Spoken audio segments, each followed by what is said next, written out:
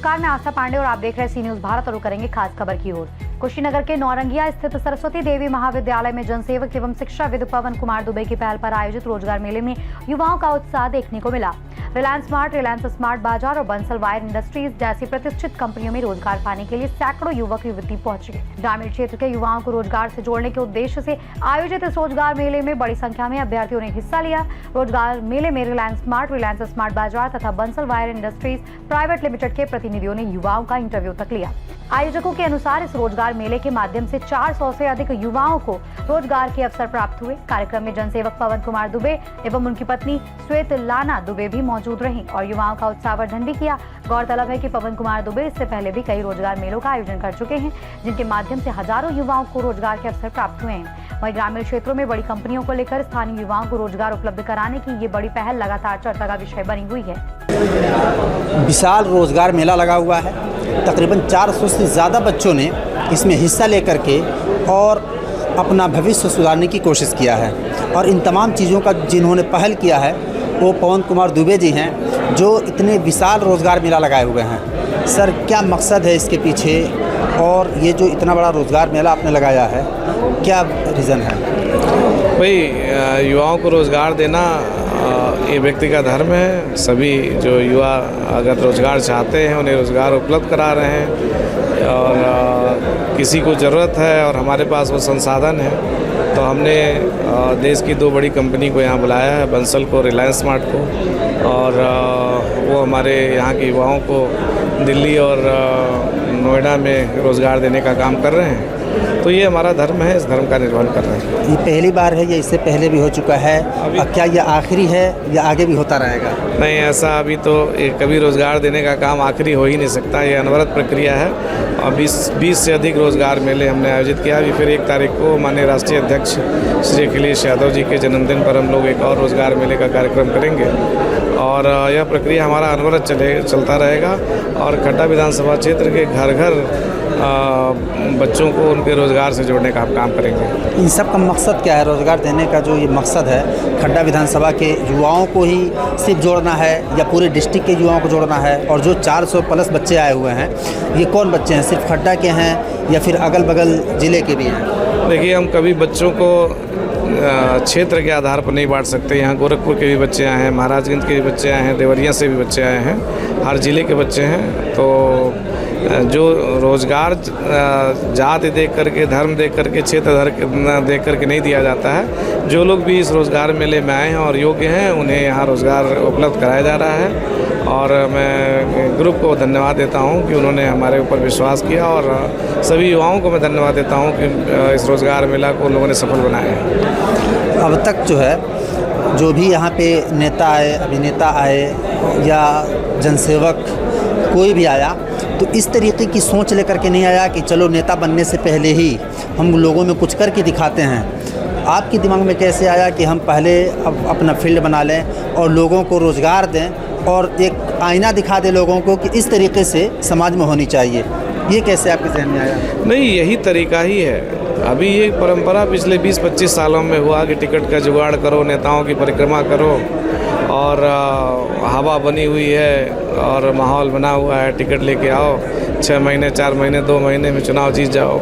ये अभी कुछ वर्षों में जब से ब्रांड पॉलिटिक्स शुरू हुई है तब से ये सब हुआ है। नहीं तो तरीका तो यही है कि लोग पहले क्षेत्र में आप काम करिए, लोग आपके तरीक़ों को देखें, आपके काम करने का तरीका देखें, आपके विज़न को जानें, आपके व्यवहार को जानें, आप इस क्षेत्र के लिए क्या कर सकते हैं ये जानें और फिर जनता नेता को चुनती थी। अभी उल्टा हो जा रहा है, टिकट लगवा रहे हैं और नेता ही चिल्ला रहा है मैं आपका नेता हूँ। तो हम सही तरीका पकड़े हुए हैं जो वास्तव में तरीका होना चाहिए। हम नेताओं की परिक्रमा नहीं करते हैं बल्कि हम जनता की परिक्रमा में रहते हैं और अपने युवाओं को रोज़गार देने का काम करते हैं, बच्चों को पढ़ाने का काम करते हैं और जो हमारे बुजुर्ग हैं उनको स्वास्थ्य सुविधा उपलब्ध कराने का काम करते हैं। अभी तक बहुत ज़्यादा आपके सोशल मीडिया पे भी देखा जाए तो कहीं दुकानें खुल रही हैं, तो कहीं लोगों को नए नए रोज़गार से जोड़ रहे हैं। तो अब तक अपने अनुमान से, अंदाजे से अपनी विधानसभा के अंदर तकरीबन कितनी दुकानें खुलवा दी होंगी रोज़गार की? हमको लगता है 100-150 हम लोग गिनना बंद कर दिए। अभी एक टिप्पणी आई थी आपके फेसबुक आईडी पे भी और दूसरे के फेसबुक आईडी से भी टिप्पणी आई थी कि क्या अब पान की दुकानों का भी उद्घाटन हो रहा है, इस पर आप क्या कहेंगे? अब देखिए, पान की दुकान का उद्घाटन कौन क्या लिखता है, उसको क्या समझ है, वो भारत के खान पान की परंपरा उसको समझ है भी कि नहीं है, उसने भारत के चरित्र को समझा भी है कि नहीं है जिसने ये सब लिखा है। और पान एक वैधानिक व्यवस्था है, पान तो हम लोग अपने देवी देवताओं को भी चढ़ाते हैं। अच्छा, जैसे उनका हो सकता है मकसद ये हो कि पान गुटखा ये सब चीज़ें जो हैं ये एक अच्छा मैसेज नहीं है, लोगों को ये समझ, शायद इस मकसद से लिखा गया हो। भाई सरकार तो शराब की दुकानें खुलवा रही हैं, जहाँ दुकानें नहीं हैं वहाँ खुलवा रही है, और हर महीने टारगेट फिक्स कर रही है कितना आपको बेचना ही बेचना है। अब कहने के लिए कोई कुछ भी कहे, रही बात ये कि अगर कोई पान की दुकान खोल रहा है तो उसके लिए वो रोज़गार है, और इस पर कोई संवैधानिक व्यवस्था के तहत वो दुकान खोल रहा है और नियम के तहत खोल रहा है, कोई नियम का ऐसा तो है नहीं कि पालन नहीं कर रहा है, तो उसकी दुकान का उद्घाटन करना कोई गलत बात थोड़े है, एकदम करना चाहिए। और उस जिस आदमी ने ये सब लिखा है उससे पूछने की ज़रूरत है कि जीवन में कभी किसी एक आदमी का भला किया है, उसने कभी किसी को रोज़गार दिया हो, कभी किसी की दुकान खुलवाई हो।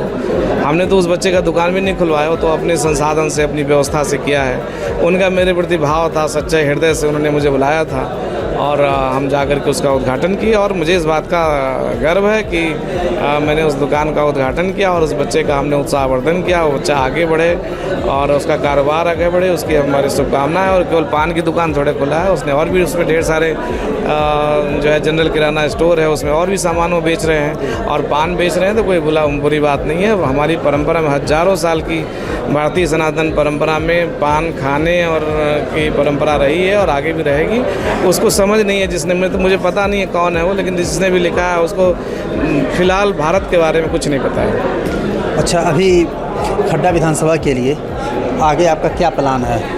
अभी हम लोग 1 तारीख को फिर रोज़गार मेला करने जा रहे हैं, और माननीय राष्ट्रीय अध्यक्ष श्री अखिलेश यादव जी के जन्मदिन पर हम लोग एक बड़ा रोज़गार मेला करेंगे। उसमें देश की 10 बड़ी कंपनियों को हम लोग बुलाने का काम करेंगे, उससे फार्मा कंपनी भी आएंगी, और हम लोग अधिक से अधिक युवाओं को रोज़गार से जोड़ने का काम करेंगे। और हमारा जो अभियान है, जीवन के लिए जो ज़रूरी चीज़ है शिक्षा, स्वास्थ्य, रोज़गार, उस पर हम अनवरत काम करते रहेंगे। हमारा कारवां लगातार चलता रहेगा। युवाओं के लिए क्या मैसेज है? युवाओं के लिए कहूँगा कि आप जहाँ हैं, जिस रूप में हैं, पैसा कमाइए। पैसा कमाना, घर नहीं बैठना है, पैसा कमाना है।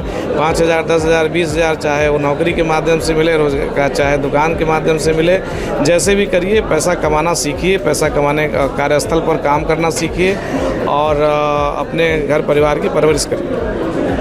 जी, तो हमने बात किया पवन कुमार दुबे जी से। आप देखें कि किस तरीके से ये अपने विधानसभा क्षेत्र के अंदर रोज़गार का अवसर दे रहे हैं, और सिर्फ अपनी विधानसभा में नहीं बल्कि यहाँ पे बताया जा रहा है कि गोरखपुर तक के बच्चे इसमें हिस्सा ले रहे हैं। और ये पहली बार नहीं है, इससे पहले भी इन्होंने इस तरीके के रोज़गार मेले लगाए हैं, और आगे का भी इनका इरादा है कि ऐसे ही मेले लगाएंगे। ये एक अच्छा पहल है, और ये एक आईना है उन लोगों के लिए जो राजनीति में हिस्सा लेना चाहते हैं, और ये आईना है उन लोगों के लिए जो समाज के अंदर काम करना चाहते हैं कि हम समाज को क्या मैसेज दें, किस तरीके से हम रोज़गार से जुड़ें। मैं राशिदुल्लाह सिंह, कुशीनगर। इस विशाल रोज़गार मेले के आयोजन करने वाले जो सूत्रधार हैं या इसको लाने वाले जो हैं, पवन सर और उनकी वाइफ। मैडम, ये जो इतना बड़ा रोज़गार मेला है, ये सिर्फ लड़कों के लिए है या लड़कियों के लिए? नहीं, लड़के लड़कियां दोनों के लिए है। लड़कियों के लिए नाइट ड्यूटी नहीं रहेगी, लड़कों के लिए डे नाइट दोनों है, जो भी मतलब उनको प्रेफरेंस हो। आप तो क्षेत्र में घूम रही हैं, आप देख भी रही हैं, लड़के तो बहुत ज़्यादा रुचि दिखा रहे हैं, पहुँचे हुए भी हैं। लड़कियों के लिए क्या अवसर है? क्या आगे भी आप लोग कोई प्लान कर रहे हैं लड़कियों के लिए, जो बाहर जा कर के काम न करना पड़े? यहाँ पे भी कुछ इस तरीके का प्लान है? जी, हम लोग प्लानिंग कर रहे हैं, कुछ जगह बात हो रही है। आने वाले समय में हो सकता है कि हम लोग लड़कियों के लिए भी कुछ अच्छा करें।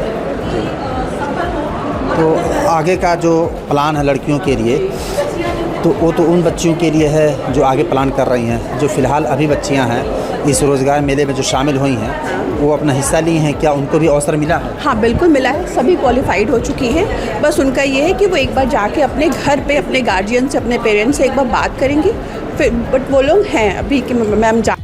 इस रोज़गार मेले में जो लड़के आए हुए हैं, उनमें से कुछ लड़के यहाँ अभी मौजूद हैं।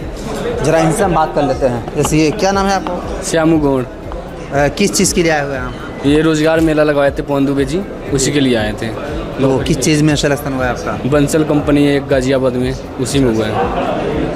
कैसे आपको ये जानकारी हुई है रोजगार मेले का? किस तरीके से आपको पता? पवन दुबे जी और गांव में जाके प्रचार कर रहे थे इसका, फेसबुक पे उनकी प्रोफाइल में देखे थे लोग। तो जी, जहाँ पे कुछ लोग बैठे हुए हैं, जैसे ये हाँ, आपके हाथ में फार्म है? अरे ये पढ़ रहे हैं। आपका है जी?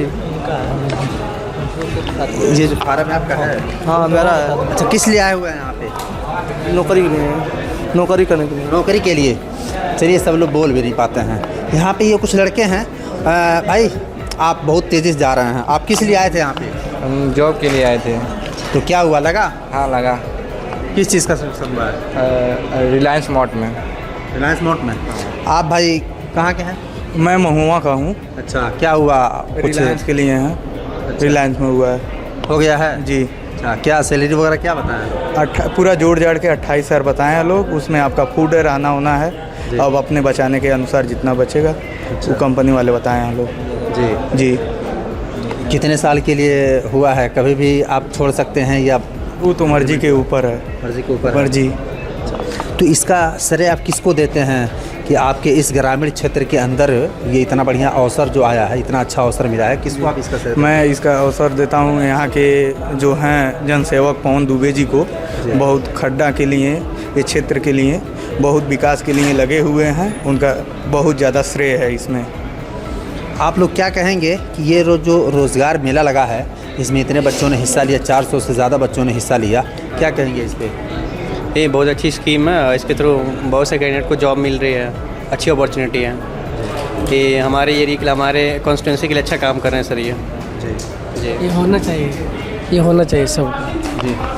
तो हमने बच्चों से भी बात किया और जिन बच्चों का सिलेक्शन हो गया है वो कुछ बच्चे रुके हुए हैं, बाकी सब तो चले गए हैं। तो आप देखें कि बच्चों के अंदर उत्साह है कि हमारे इस ग्रामीण क्षेत्र के अंदर इतना अच्छा मौका हमें मिल रहा है और इतना शानदार हमें मौका मिल रहा है रोज़गार का कि हम कहीं दूर न जा कर के यहीं पे रोज़गार के लिए कंपनियां आ रही हैं और हमें रोज़गार दे रही हैं। यहाँ पे वो लड़कियाँ मौजूद हैं जो रोज़गार मेले के अंदर आई हुई हैं और देखिए काफ़ी संख्या में है। सबसे पहले थोड़ा सा बात कर लेते हैं। क्या नाम है आपका? सुधा यादव। जी। सुधा यादव।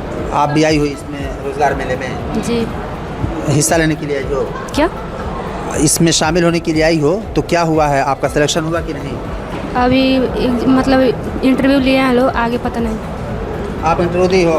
यस। क्या हुआ है? अभी तो लिए हैं लोग, पता नहीं आगे क्या होगा। जी। आप इंटरव्यू ली हो?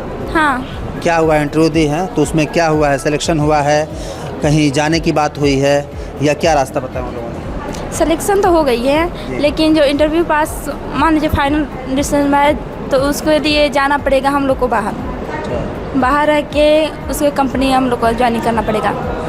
तो बाहर रहने के लिए घर के लोग आप लोगों को इजाज़त दे दिए हैं? हाँ बिल्कुल। जी। आपको क्या लगता है, इतनी ये जो सुनहरा मौका मिला है, ये अच्छा मौका है रोज़गार पाने के लिए या इसके अलावा भी कोई रास्ता था? ये बहुत अच्छा रास्ता है रोजगार पाने के लिए, क्योंकि हम लड़कियों को आगे बढ़ने के लिए कोई ऑप्शन नहीं रहता है, घर वालों का कोई एग्रीमेंट नहीं रहता है। मान लीजिए कल के लिए अगर शादी भी हो रही है, ऑलरेडी मैं शादीशुदा ही हूँ, अगर शादी हो रही है तो लड़कियों का यही दबाया जाता है कि अब तुम कुछ नहीं कर रही हो घर में बैठ के।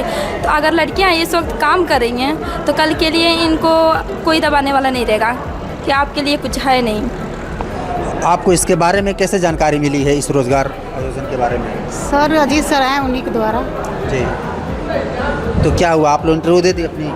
हाँ दीदी हैं लोग। तो उसमें क्या हुआ है, सिलेक्शन हो गया कि नहीं? बिल्कुल हुआ है जी। भाई, कोई भी पढ़ रहा है, पढ़ाई किया है तो मान के चलिए कोई भी काम करेगा तो अच्छा ही है।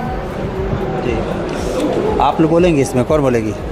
आप भी आई हो इसी के लिए क्या? Yes sir. तो क्या हुआ है आपके साथ, मतलब सिलेक्शन हो गया है? हाँ हो गया। अच्छा, किस माध्यम से आपको ये जानकारी मिली थी? आप सर लो बता लो जो पढ़ लिख के मतलब कुछ करना चाहिए और कहीं भी जॉब लगे तो समय उसमें जॉब करना चाहिए, पढ़ लिख के कुछ बनना चाहिए, माँ बाप की देखो। चलिए, तो ये बच्चियां हैं जो इस मेले में शामिल हुई हैं और इनका सिलेक्शन भी हो गया है। अब देखना ये है कि इनके घर वाले इजाज़त देते हैं जाने के लिए, और अगर इनको मौका मिलता है, तो बच्चे ने बताया कि मौका मिलता है तो ये हमारे लिए एक अच्छा अवसर है आगे बढ़ने का, क्योंकि हम आत्मनिर्भर, खुद पे निर्भर हो जाएंगे, हम किसी और। कुशीनगर से सी न्यूज़ संवाददाता मोहम्मद आलम के साथ राशिद बिल्ला की रिपोर्ट। रोजगार की तलाश में भटक रहे युवाओं के लिए ये रोजगार मेला उम्मीद की नई किरण साबित हो रहा है। ग्रामीण क्षेत्रों में रोजगार के अवसर उपलब्ध कराने की ये पहल युवाओं के भविष्य को नई दिशा देने का काम कर रही है। फिलहाल के लिए इस खास खबर में बस इतना ही। बाकी देश और दुनिया की तमाम बड़ी खबरों के लिए बने रहिए सी न्यूज़ भारत के साथ।